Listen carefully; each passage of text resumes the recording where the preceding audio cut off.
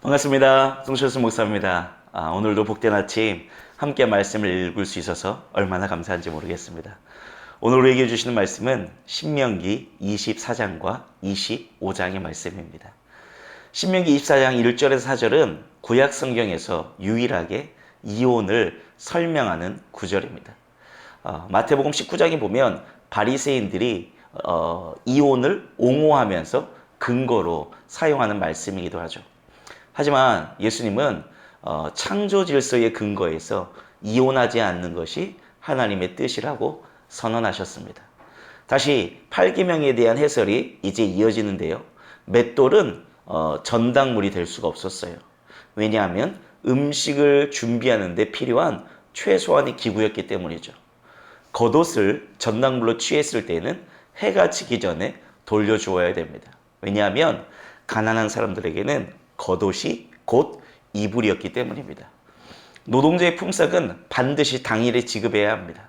그들에겐 하루 먹을 양식이 급하기 때문이죠. 나그네와 고아와 과부를 보호해야 합니다. 그들에겐 스스로를 지킬 힘이 없었기 때문입니다. 곡식을 쏘아갈 때에는 일부분을 남겨서 가난한 사람들이 먹을 수 있게 해야 합니다. 그것을 하나님께서 기뻐하시기 때문이죠. 종합해보면 그리스도인은 사회적 약자들이 최소한의 인권을 보장받을 수 있도록 노력해야 됩니다. 이것이 교회가 세상의 빛과 소금으로 존재하는 길이죠. 오늘도 여러분의 삶 구석구석에서 아마 많은 이웃들을 만나게 될 거고 많은 사람들을 만나게 될 것입니다.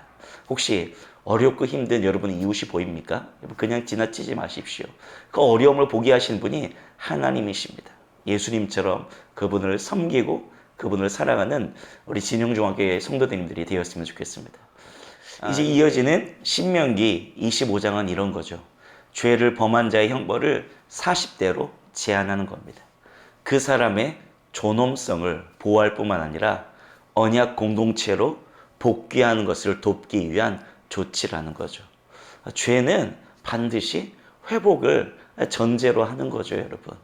죄 지은 사람을 그냥 죽여버리는 것, 성경이 우리에게 그것을 이야기하는 것이 아니죠. 죄는 반드시 회복되어야 되고 치료받아야 되는 것입니다. 오늘 이 하루도 여러분이 이런 죄 가운데 있습니까? 하나님, 그분께서 여러분을 존엄하게 여기시고 존귀하게 여기세요. 여러분이 돌아오기를 원하십니다. 오늘 그 하나님의 은혜를 여러분의 삶 구석구석 경험하시기를 주의 이름으로 축원합니다. 이제 말씀을 읽어가며 하나님의 은혜를 체험하도록 하죠. 이것은 하나님의 말씀입니다. 제 24장. 사람이 아내를 맞이하여 데려온 후에 그에게 수치되는 일이 있음을 발견하고 그를 기뻐하지 아니하면 이혼 증서를 써서 그의 손에 주고 그를 자기 집에서 내보낼 것이요 그 여자는 그의 집에서 나아가서 다른 사람의 아내가 되려니와 그의 둘째 남편도 그를 미워하여 이혼 증서를 써서 그의 손에 주고 그를 자기 집에서 내보냈거나 또는 그를 아내로 맞이한 둘째 남편이 죽었다 하자.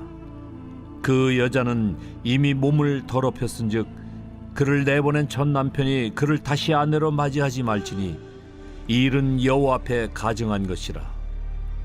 너는 네 하나님 여호와께서 네게 기업으로 주시는 땅을 범죄하게 하지 말지니라. 사람이 새로의 아내를 맞이하였으면 그를 군대로 내보내지 말 것이요 아무 직무도 그에게 맡기지 말 것이며 그는 1년 동안 한가하게 집에 있으면서 그가 맞이한 아내를 즐겁게 할지니라.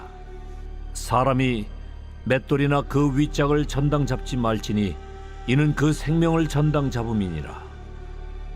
사람이 자기 형제 곧 이스라엘 자손 중 한 사람을 유인하여 종으로 삼거나 판 것이 발견되면 그 유인한 자를 죽일지니 이같이 하여 너희 중에서 악을 제할지니라. 너는 나병에 대하여 삼가서 레위 사람 제사장들이 너희에게 가르치는 대로 내가 힘써 다 지켜 행하되 너희는 내가 그들에게 명령한 대로 지켜 행하라.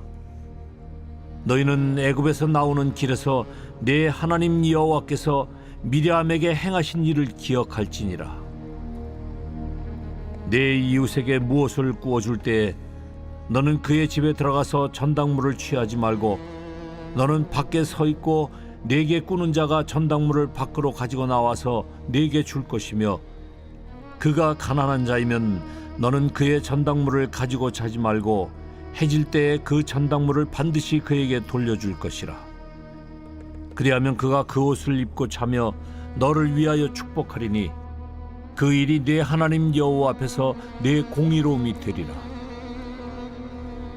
곤궁하고 비난한 품꾼은 너희 형제든지 내 땅 성문 안에 우거하는 객이든지 그를 학대하지 말며 그 품삯을 당일에 주고 해진 후까지 미루지 말라. 이는 그가 가난함으로 그 품삯을 간절히 바람이라. 그가 너를 여호와께 호소하지 않게 하라. 그렇지 않으면 그것이 네게 죄가 될 것임이라. 아버지는 그 자식들로 말미암아 죽임을 당하지 않을 것이요 자식들은 그 아버지로 말미암아 죽임을 당하지 않을 것이니 각 사람은 자기 죄로 말미암아 죽임을 당할 것이니라. 너는 객이나 고아의 송사를 억울하게 하지 말며 과부의 옷을 전당 잡지 말라. 너는 애굽에서 종되었던 일과 네 하나님 여호와께서 너를 거기서 속량하신 것을 기억하라. 이러므로 내가 네게 이 일을 행하라 명령하노라.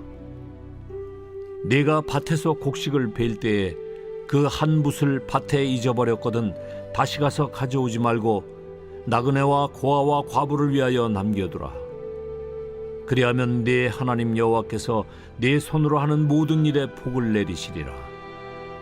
네가 네 감람나무를 떤 후에 그 가지를 다시 살피지 말고 그 남은 것은 객과 고아와 과부를 위하여 남겨두며 네가 네 포도원의 포도를 딴 후에 그 남은 것을 다시 따지 말고 객과 고아와 과부를 위하여 남겨두라.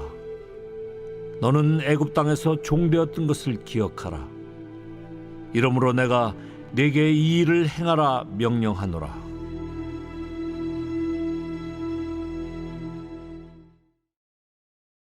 제 25장. 사람들 사이에 시비가 생겨 재판을 청하면 재판장은 그들을 재판하여 의인은 의롭다 하고 악인은 정죄할 것이며 악인에게 태형이 합당하면 재판장은 그를 엎드리게 하고 그 앞에서 그의 죄에 따라 수를 맞추어 때리게 하라. 40가지는 때리려니와 그것을 넘기지는 못할지니 만일 그것을 넘겨 매를 지나치게 때리면 내가 내 형제를 경히 여기는 것이 될까 하노라. 곡식 떠는 소에게 망을 씌우지 말지니라. 형제들이 함께 사는데 그중 하나가 죽고 아들이 없거든 그 죽은 자의 아내는 나가서 타인에게 시집가지 말 것이요 그의 남편의 형제가 그에게로 들어가서 그를 맞이하여 아내로 삼아 그의 남편의 형제된 의무를 그에게 다 행할 것이요 그 여인이 낳은 첫 아들이 그 죽은 형제의 이름을 잊게 하여 그 이름이 이스라엘 중에서 끊어지지 않게 할 것이니라.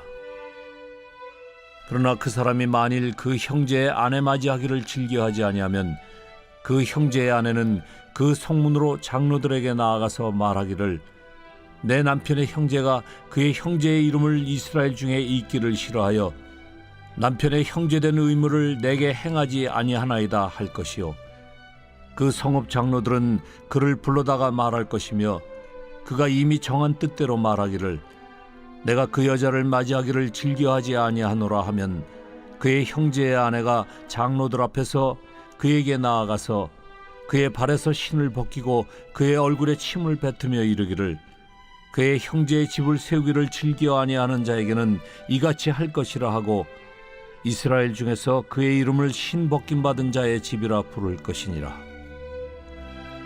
두 사람이 서로 싸울 때에 한 사람의 아내가 그 치는 자의 손에서 그의 남편을 구하려 하여 가까이 가서 손을 벌려 그 사람의 음낭을 잡거든 너는 그 여인의 손을 찍어버릴 것이고 내 눈이 그를 불쌍히 여기지 말지니라. 너는 내 주머니에 두 종류의 저울추 곧 큰 것과 작은 것을 넣지 말 것이며 내 집에 두 종류의 돼 곧 큰 것과 작은 것을 두지 말 것이요 오직 온전하고 공정한 저울추를 두며 온전하고 공정한 퇴를 둘 것이라. 그리하면 네 하나님 여호와께서 네게 주시는 땅에서 네 날이 길리라. 이런 일들을 행하는 모든 자, 악을 행하는 모든 자는 네 하나님 여호와께 가증하니라. 너희는 애굽에서 나오는 길에 아말렉이 네게 행한 일을 기억하라. 곧 그들이 너를 길에서 만나 네가 피곤할 때에 내 뒤에 떨어진 약한 자들을 쳤고 하나님을 두려워하지 아니하였느니라. 그러므로 네 하나님 여호와께서 네게 기업으로 주어 차지하게 하시는 땅에서 네 하나님 여호와께서 사방에 있는 모든 적군으로부터 네게 안식을 주실 때에 너는 천하에서 아말렉에 대한 기억을 지워버리라. 너는 잊지 말지니라.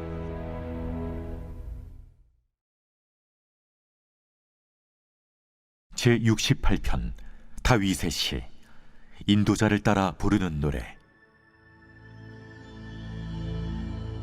하나님이 일어나시니 원수들은 흩어지며 주를 미워하는 자들은 주 앞에서 도망하리이다.